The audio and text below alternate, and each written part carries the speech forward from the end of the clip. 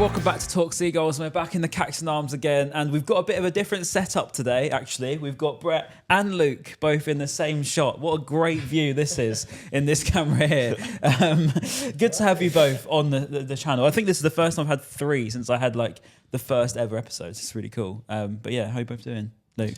I'm... Then Brett. Go on, it's Jules had to speak. Yeah. Yeah. I'm fine. Just absolutely Good, knackered. Long weekend. We'll put it down to that. And you know, a long weekend ruined by 90 minutes of football. Yeah, happens every as time. always. Brett? But yeah, the same. Just it's been an honour to be here and have everyone here. Like, Yeah. Normally it's one or the other, or Yeah. one downstairs, one up here. So do it all together first time. Yeah. It's good nice, fun. actually. Yeah. A bit of Christmas special, really. Yeah. It's an unofficial Christmas special. I should have bought my Christmas jumper. Yeah. It's right. We've got one more episode before Christmas, technically, because you've got the Sunderland game. Yeah. So That's going to be such a fun episode. You can already tell. yeah, I might have to get some. You've got a Christmas party this weekend, so I might have Yes. to get a little intro at the Christmas party. Yeah, do it. Yeah, instead of actually. Hello, welcome to Talk Seagulls. That would be quite funny. But it's a shame that's probably the most exciting the podcast gets, really, because I think when you look at the game, yeah, I mean, it wasn't a cracker. I mean, I actually watched Match Today back, and I was quite surprised by how good we looked on the highlights. When considering the game, I actually was, you know, it was a bit boring, to be honest. It was a bit of a flat one. It didn't feel like much was going on. I thought, you know, Liverpool were just the better side, but you know, we actually ended up having quite a few chances. Do you put it down to chances missed? Well, we had a few chances and a few good chances because Liverpool were more than happy to play on the counter, especially with having Salah back, who, you know, even though he badmouthed the club, is now the second coming of Jesus again. Yeah, that reaction was Christmas, so weird. Good Christmas miracle for them. Yeah. Jesus has risen.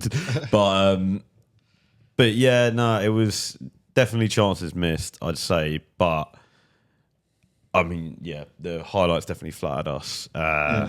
Watching it, Liverpool just seemed so comfortable, didn't they? Yeah. And classic Dr. Brighton. They've been so bad for so long. We made them look like tiki-taka Barcelona. Yeah, I think like it could have been so different. As like the atmosphere was a bit toxic off the pitch in the stands with all the Salah stuff. Slot, they don't really. Some people want him sacked, and then it's like if we just keep it tight for 15 minutes, get the crowd silent, anxious, we might do something. And then was it 45 seconds? Would it be nice to keep it?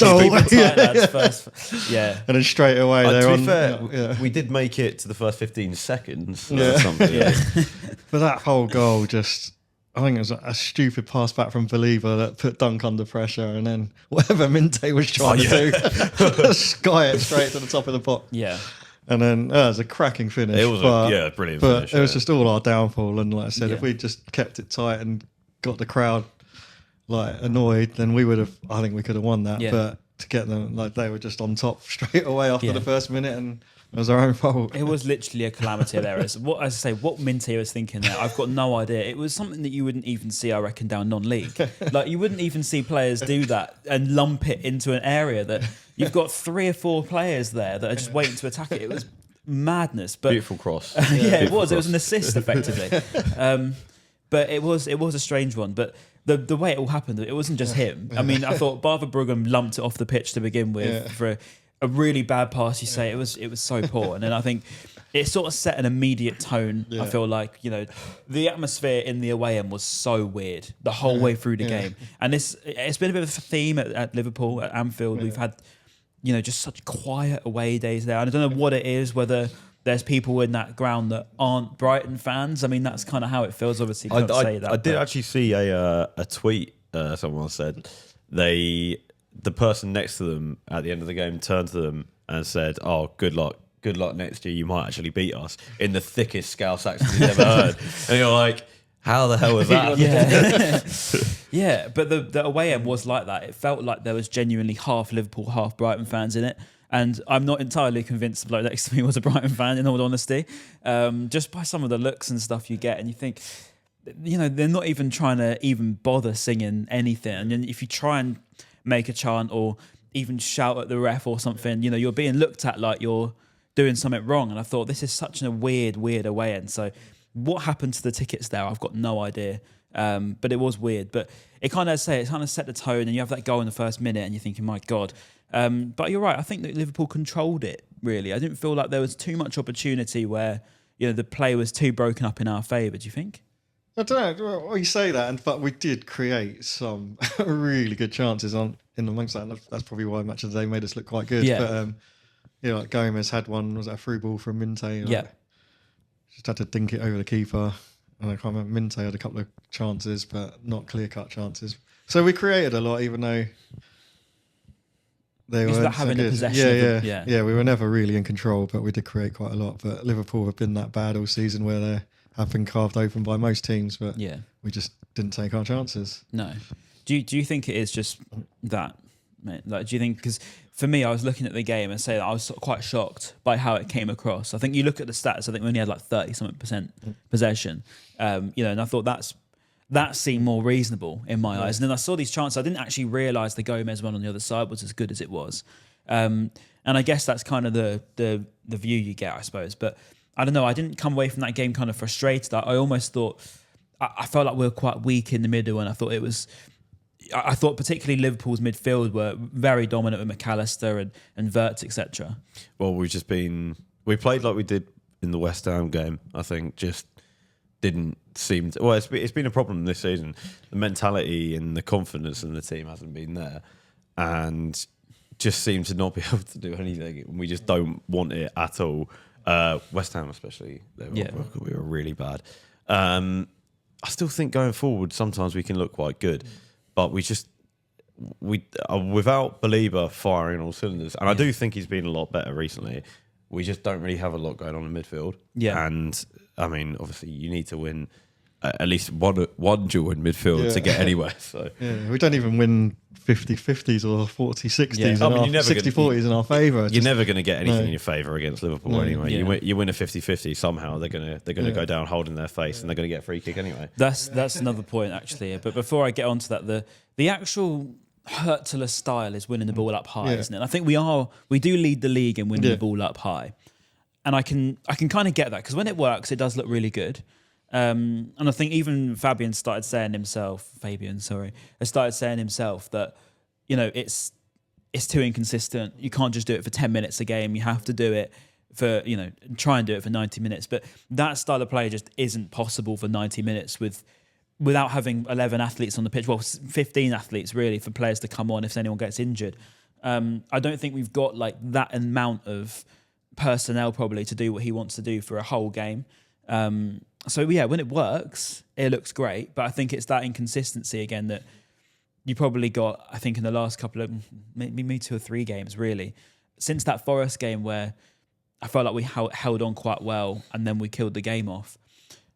I don't really think that, we've had too much of that same feeling of, we're going to grind this result out. Do you think? Yeah, absolutely. I can't even remember who we played, but just some games like the West Ham game, just sort of once they scored, it's just like, oh no. I was quite surprised we did come back to it. It was the worst player of the pitch. At that point, Rutter had an absolute stinker. Yeah.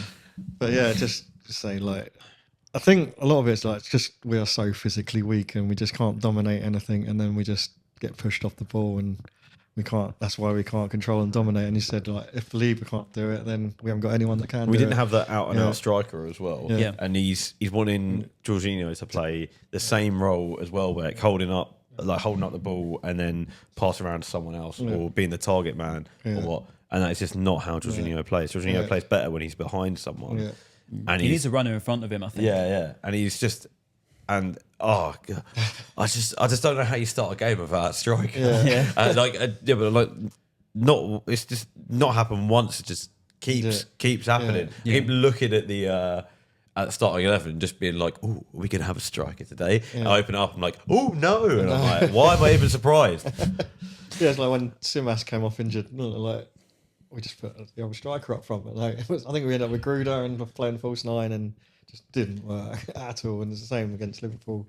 I know we obviously got that goal like going forward against Villa with Hinchelwood drawing the own goal, but we just after that we just didn't do anything. Yeah. And since that Zimas injury, like we've just we just looked completely off it, and we did get really lucky against West Ham. Yeah. I mean, I think we got quite lucky to only lose 2-0 on Saturday. To be honest, I don't think Liverpool were exceptionally good, but This is a good point. They were, as we've already said, comfortable. So this is the point I wanted to bring up: is we don't make teams work too hard to beat us, if you know what I mean. We don't make teams have to be on that 100% A game to think that's how we have to beat Brighton. There's no other way of doing it unless we play at 100% capacity. And I think that's been my biggest frustration, is coming away from games and thinking, but they were there for the taking at times. You know, if Gomez scores that chance, if we just had a bit more of a foothold of the game in that situation, then maybe.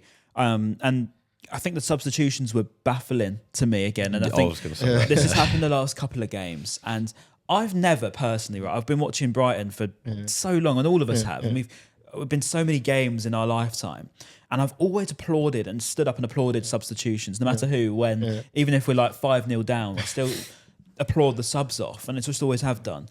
But the last 2 games, when he's taken off Carlos Baleba, I've audibly shouted, why? At the bench, thinking, there was no need for that. And like, I never normally don't shout, like, you know, I'd never do that for one of our own players, but I thought he was fine. And when you take off a player that's as good as he can be and is in controlling as he can be on a game, I just find it baffling when he then brings on somebody that's significantly more lightweight than him. And then you wonder why we sort of get passed around by the likes of, you know, who Liverpool have got. I thought Gravenberch, etc., didn't have to work exceptionally hard. I think Szoboszlai had a great game. Don't get me wrong. Yeah, he moved back into right back, didn't he? Yeah, and he was class. He really was. He was diving cheap, but he was class. And yeah, you can say fair play to that. But you're kind of helping them a little bit when you take off Carlos. Do you think? Yeah, it's just, again, like, you take off the physicality and we're just easy to walk through, aren't we? Like, I can't, was it when Milner came on? No, like, charity FC substitution. Yeah, there was a bit of that. Like, I'm sorry, but I'm going to say it. Yeah. I don't care what's gone on with Liverpool, right? I'm not a Liverpool fan. When you're playing them and you're 2-0 down and you need 2 goals and you've got 5 minutes plus stoppage time left, I don't want Milner on. It's like we can't be too nice sometimes. And, you know, I think we weren't alone in thinking that when that substitution come on, it was so predictable. We thought Milner's going to come on and get his appreciation, a bit like Lallana used to. And you just thought, it's just really, really, like, I don't know, it's so modern football. It's so pathetic. It's Bring like, on Babis. Yeah, he's come on and he's getting his little applause from everyone. He's getting a bigger applause from the Liverpool fans than he is Brighton fans. Yeah, because we're all there like, What? Yeah, everyone's like, what's going on here then? A 39-year-old James Milner to come on and score the next couple of goals for him. You just got all I can think is just waiting there and just being like, oh God, this game's crying out for Babis. Yeah. So someone quick, energy. Milner. Yeah. It was frustrating. I think those sort of things, weird decisions, I think substitutions in general, that I guess it kind of sets that precedent of we're not quite as, like, you know, serious maybe as we once were. Maybe a little bit more cutthroat substitutions. Yeah, maybe would have been I agree with different. that. I think, like, and other teams might look at us now, and I think the fear factor of us has gone a little bit. So when teams played us, they generally thought they might lose to us, but now I'm not sure. we had that time in, like, every press conference before like City when like Pep Guardiola would be saying about how good he thinks we are and how well run we are. I mean, we're still obviously well run, but like how well run we are, how good we are, and how he can't, like, just lie down for us. I mean, we pulled their pants down like 2 seasons in a row anyway, but, you know, but you don't get that anymore. No. I don't go into a game really thinking, oh, we could definitely beat these. And that was, I mean, sorry for everyone in the comments that's like, oh, stop talking about De Zerbi. We're not as good as when we had De Zerbi. Yeah. I feel like that's kind of where, like, you know, it's kind of where we're at the minute with... I guess we are just a little bit mediocre, I guess. And that's the harsh reality of it. You know, we don't go to the big 6 sides and kind of think, yeah, those are the ones we're going to then win, and then we're going to lose to the smaller sides. I think we have just kind of settled into being mid-table, maybe. Do you think? Maybe a little bit, yeah. Just like as we said before, we've gone from Caicedo and McAllister to whatever, Ayari, Hinchwood. We for right back. We for right back. So it's not just... The manager's not as good as De Zerbi. That's still up for debate, I guess. We want to balance things out, but the squad is not as good as it was back then. The thing is, we've got the players for it. Just play him in the right position. I just don't understand. Yeah. And like you're playing Gruder like up front, out and out. And again, I think him and Ruter are clearly the same player. They like playing in behind someone. And I mean, with the injury to Zemas, obviously it's unlucky, and we can't really do a lot about that. And you know, get well soon, King. But like, we can't do a whole lot about it. Like, that is just unlucky, and it's classic Brighton. I think it's something like 95 injuries or something in the past few seasons or something like that. Yeah. But I'm gutted for Zemas, That is a harsh time, and he's just looked all right, I think, in the last game before. He obviously scored against Forest. I thought he put himself about really well in the game afterwards at West Ham. I thought he looked all right. Started quite well, sharp. I was really gutted for him when he went down. I think you can tell that it was a bad one by the way his knee went. I thought, oh no. And it was quite close to the West Stand, so I had a decent view of it, and I thought, no, it's not looking good. Knowing our medical team, he's going to have to retire now as well. So we've got we have. Yeah, doctor's gone. I don't really know any context behind that at all. I would imagine he's been sacked, probably, or relieved of his duties, if you were to put it in a nicer term. What was his name? Florian Fab. Yeah. Florian, not so Fab. Yeah, no. But he was being told it's meant to be revolutionary, wasn't he? He was the big man doctor, wasn't he, that came over? I think we spent like a transfer fee on this bloke to get him over from Germany. And it was like, wow, we finally got an answer to our prayers. But it's been probably quite the opposite. I'd probably debate we've had a worse injury record. Look at Matoma. Got a small knock and he was out for 10 games. I think it's what are they doing? A genuine thing over injuries. I don't know what's happened. Maybe I know there was talk over the training being quite intense, wasn't there, under Hertzler? I think that was the biggest point that they tried to make with the pressers. They were saying, he's going to be a big trainer. You're going to have to work really hard and put in the hard yards and stuff. But I don't know. Sometimes I guess it's a good thing, and sometimes it maybe isn't when you get so many injuries and setbacks as well. We had so many setbacks with particularly Tommy Watson and Karim Matoma this season. Yeah, what happened to him? He was out for a couple of weeks, and I don't know what that was. Oh yeah. I completely forgot about him. No offense, mate, but no, I think it's a good point, and I don't know. I don't know. This season just feels a bit of a strange one. I think we're coming up to January transfer window now. I think we've got probably another podcast before it go to January. Maybe we get one in before the end of the year as well, after Christmas. But after we've lost every game, I think it's quite glaringly obvious. I don't think it's a magic sort of question over what you need at January transfer window. I think it's probably a striker and a right back. That's exactly what I was going to say. Ferguson might be the one if we're not going to sign anyone. Like he hasn't been too much in favour in Rome, but the 2 goals he scored against Celtic. That second one, he just looked like the striker that we had when he was good. Such a nice finish, wasn't it? Just like turned the defender and just popped it in the corner. It was a proper Ferguson goal, actually. It was a very well taken, confident finish. It was an instinctive finish as well. I think that's what we've missed with Ferguson, seeing him doing stuff like that, because we know he can. Yeah, and hopefully if Minter can get 1 out of 3 crosses right instead of 1 out of 9, then Matoma on the other wing, and you got Ferguson in the middle, then we should be good at scoring goals again. Like. We haven't mentioned Matoma yet, to be fair, really near enough. And I mean, I put it out on my Twitter. It just, you can clearly see how much we've missed him on that side. God, he's just, and Ruter looked so much better, I think, after like Matoma came on, just a few 1-2s and just like sort of passing it about. Just around the box, and he just gets into such good positions. He always actually wants to go forward, and I think it's really what we need. And we could be a little bit revitalised. And obviously, we'll see it against Sunderland on the weekend. But knowing our medical team, he's going to be out for another 10 games. So I think if you ever want to see the gulf of quality of Karim Matoma, is when he comes back, and you realise just how much. Don't get me wrong, the Kuiper's done all right. But he's just nowhere near the level of Mitoma at all. And it's eye-opening, isn't it? When you see him come back. Yeah. We've spoke about Minte, and I think some fans get frustrated by his output. But realistically, in the last couple of months, he's just been on his own, really. He's not had any other help. So once sort of players worked out how to get the better of Minte, put 2 or 3 on him there, and you can't, he doesn't have any other option on the other side of the wing. So I think having Mitoma back is going to be so important. And it will definitely, obviously, help us. Whether I don't know whether it's the key as the reason why we've been bad, but it'll definitely be a helper. But I think the thing I probably want to mention sort of similar to what you said earlier about players out of position. You know, obviously I don't get it. I've never got it. Yeah. He isn't a right back. He never has been a right back. He looks lost at right back. He's considerably better when he goes in midfield. Why he's still there, I don't know. We've got Veltman fit on the bench. He's fine as a right back.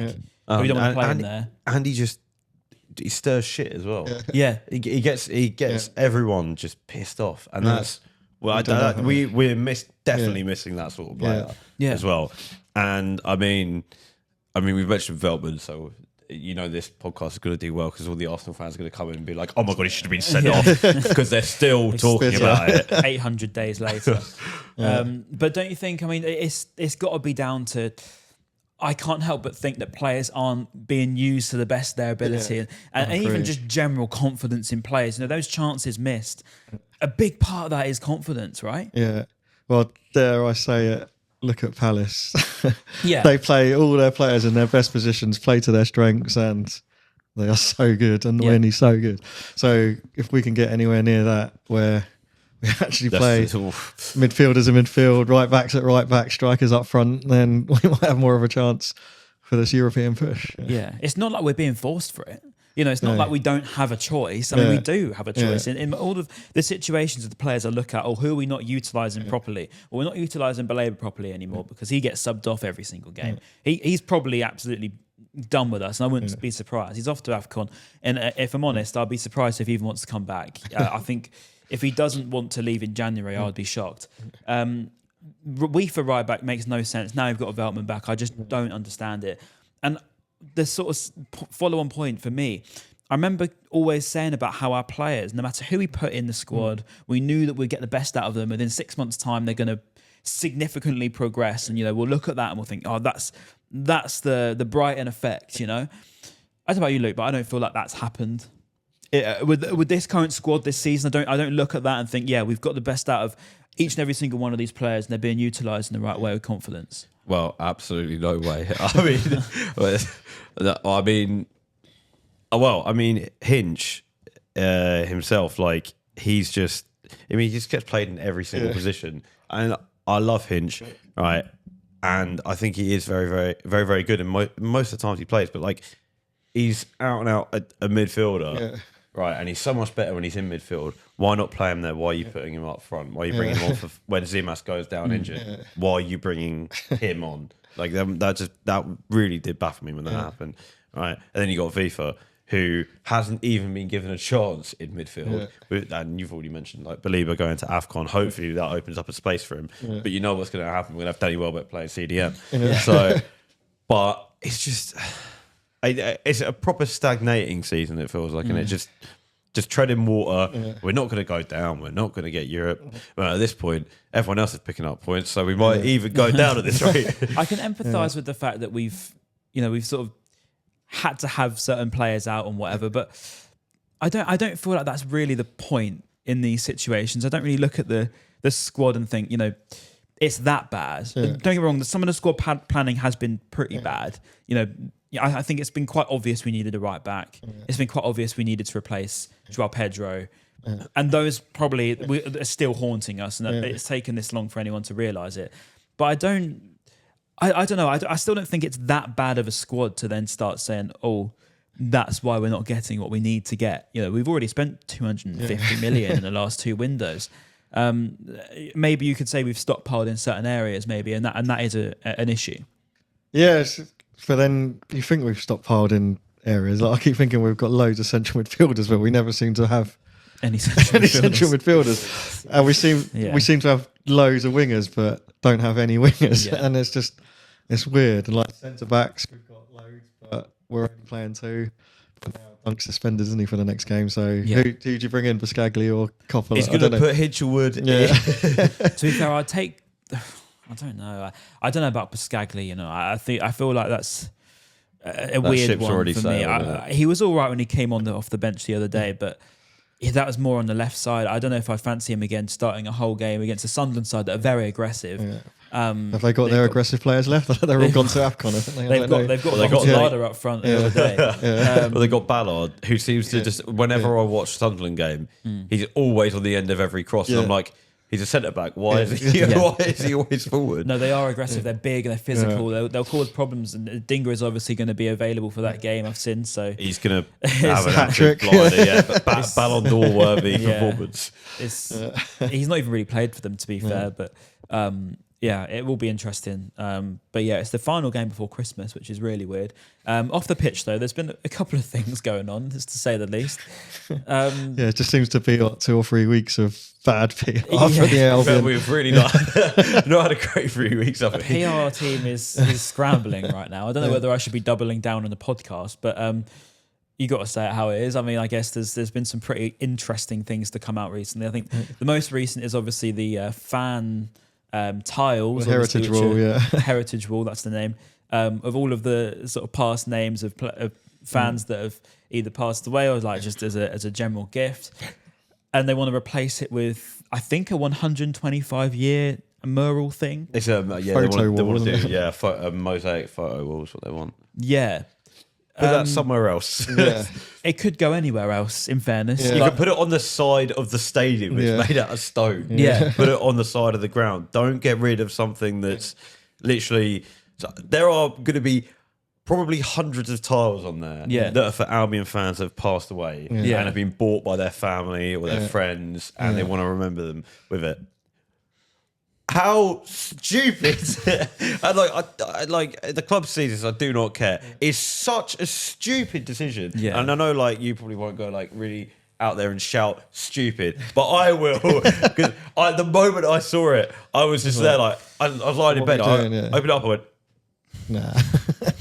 I was like, are they taking the piss? No, you're right. You're Awful. right. No, you are right. And I think I didn't like it. It felt like a really weird feeling to see that they, you know, even if it's something that they want to then relocate, I've still found that wrong, because I thought there's locations there for people that have had it potentially for years, and I thought that's the whole thing, isn't it? You want it to be there and always there. And I saw someone say that they're in my comments, and they said that their mum, I think their mum's currently up there, and they wanted to put them next to their dad. Yeah.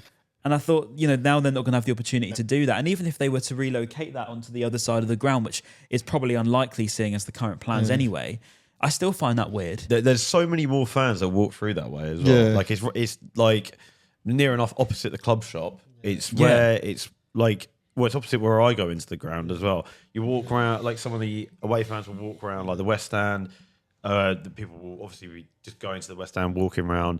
There's thousands of people that walk past that wall every single game, and I just think if you relocate it, all right, fine, you haven't got rid of it, but still, just leave it there. If you're going to relocate it, surely you could put the fucking mosaic in that place. No, it's true. Like, do you think that you put the mosaic somewhere else? Yes. Well, I've seen a couple of emails from Paul Barber to my friend who complained about it, and he's basically said it was before I started, so I had nothing to do with it.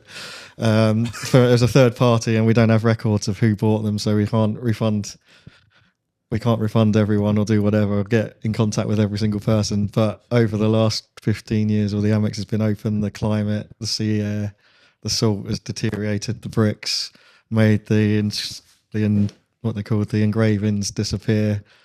And so they can't afford to upkeep it, or they can't upkeep it, or it's too difficult to upkeep. So they can't afford to do it. That's the thing. A load of shit. So basically, he's just said, the people that have bought them recently, I don't know what he said, but it's just, it's stupid, where it's just making a massive disconnect between the club and the fans, which...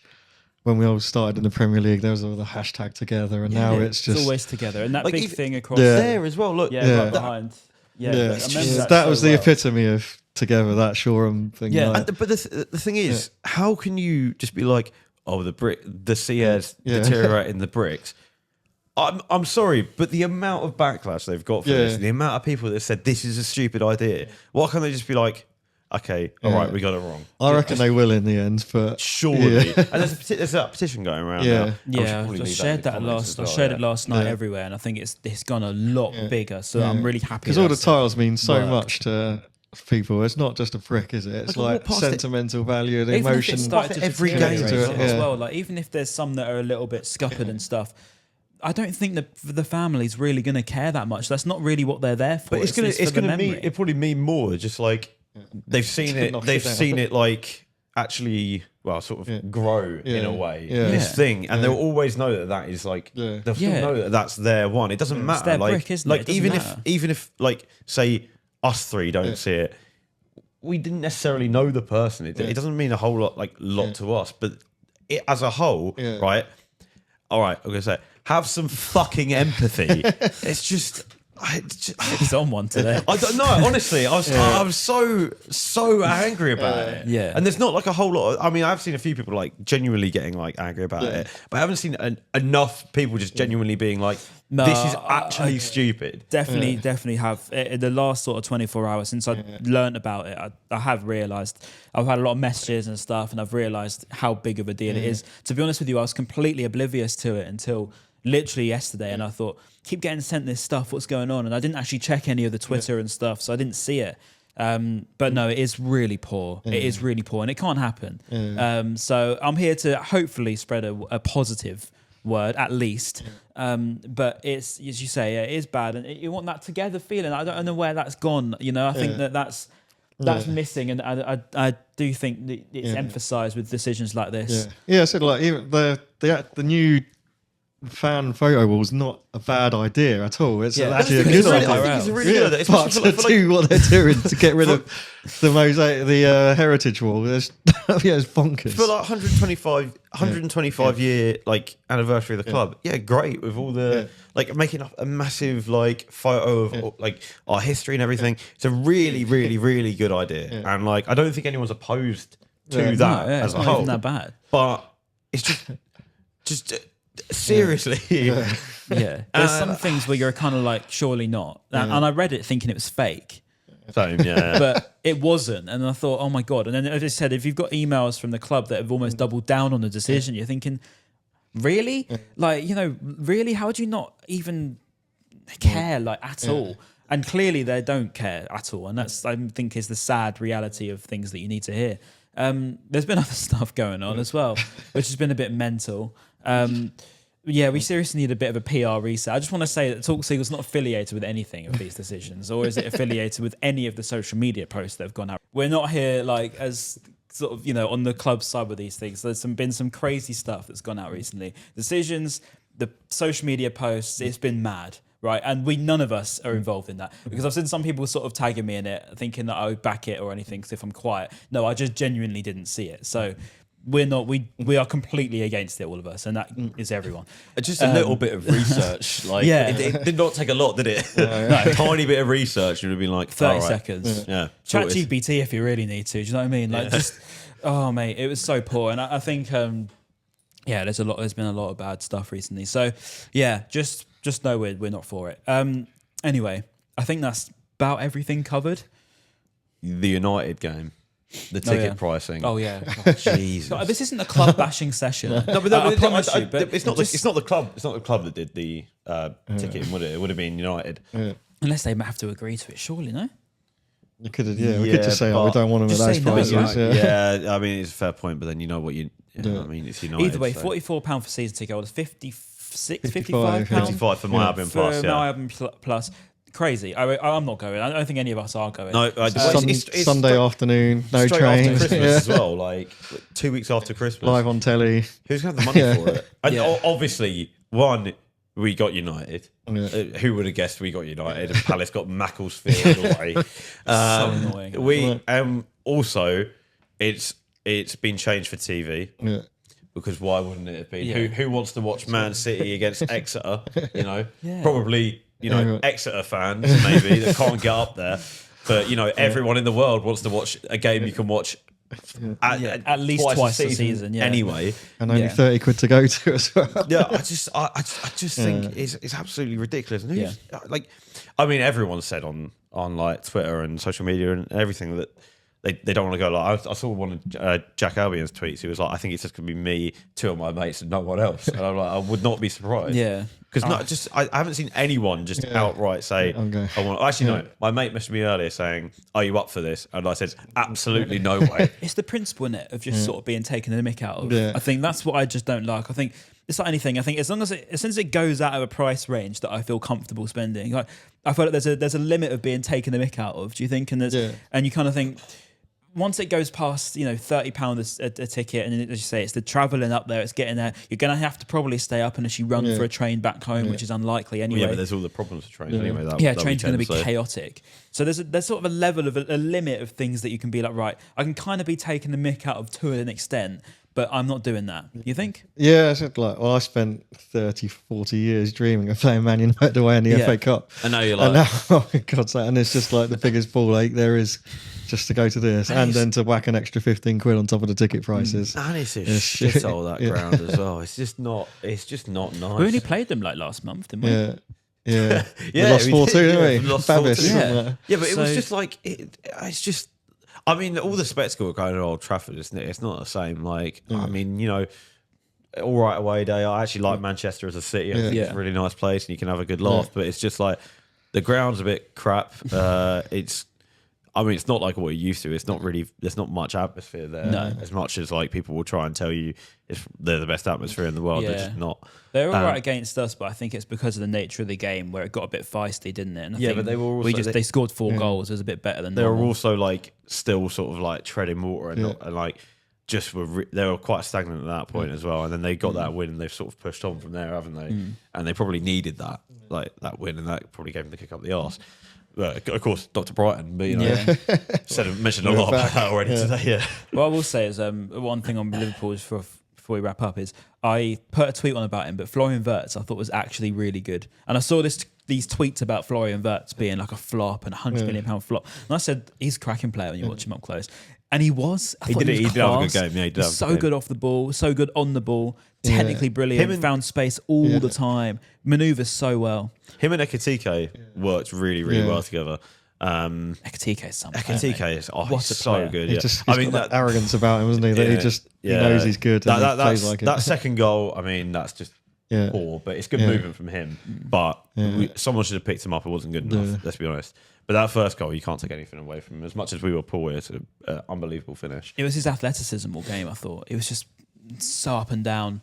Blitzed us pretty much every time. Do you remember that one with Lewis Dunk? He sort of turned him and he just left. He's gone. He literally just tapped it past him. I was like, yeah. There was one with Milner as well. Someone tapped it past me. I think that was him as well. But like, how many times do you have to teach you this lesson, old man? No, he was class. I think Ekitike was electric all game. But so were Liverpool, to be fair. And I say hats off. They won the game. I thought they deserved it. Yeah, we had some chances, but probably looked better on Match of the Day than it felt in real life. I agree with that. Unfortunately, but I think like in every single position of Liverpool got a better player than us. Probably. So there's a fair result if you put it that way. But I said if we're not playing at 100%, then we haven't really got a chance, have we? So. Yeah, agree. Right, nice. I think that's pretty much everything, all in one. Thank you both for joining me. It's been really fun, actually. It's been a different dynamic. Luke, I hope you've calmed down now, my friend. Yeah, I'm going to get an email from the club later saying your season ticket's been cancelled. Yeah, you probably are. You're going to get cancelled for sure. Some people say lucky you. I've probably been a lot nicer than some people have. Yeah, no. Probably people to be honest, no, you were justified. Worse. Everything you've said is fair. I don't think you've said anything bad. So, no, it's been a good episode. So thank you both for joining me. There'll be one more before Christmas, so I won't quite say Merry Christmas yet. But Merry Christmas. I'll say it. But, just in case. Yeah, in case you're not on the next one. Fair enough. Okay, we'll see you. Who's it? Sunderland. The last game before Christmas. So we'll see you against Sunderland. God, that could be a bit of a dodgy one, to be honest. We'll see you soon and goodbye. Thank you.